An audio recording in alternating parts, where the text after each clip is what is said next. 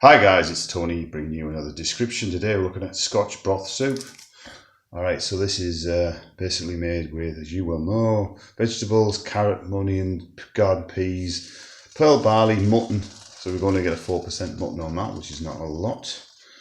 If you want to pause this video, guys, and take a look. So empty the hob on, saucepan on heat, generally 3 to 4 minutes. So let's crack on. So this is Eat Smart. We've got the calorific values on there. Now if you've been checking my other videos, you'll see I have a few different Morrison's products. Seem to be very popular with you guys. Okay. So while that's heating up, I'm going to pop a couple of crisp breads in.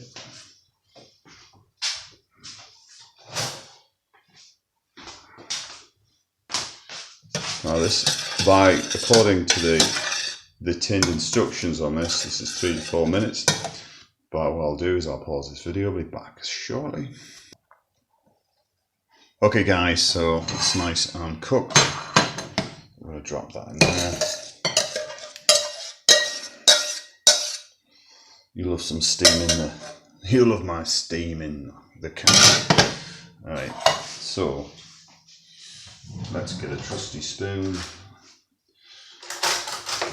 But in fact, I've got that one somewhere kicking around. Yep. Okay, I'll bring this to you. So I've got plenty of peas, vegetables, pearl barley, the usual stuff. How's it taste like? Very nice indeed. Could do with a little bit of salt, but apart from that, very nice indeed. Would I recommend that?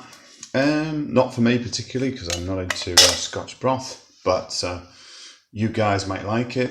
I'm not a fan, but it looks okay. Tastes reasonable. So thanks very much for watching, guys. Like, subscribe, and I'll catch you in the next one.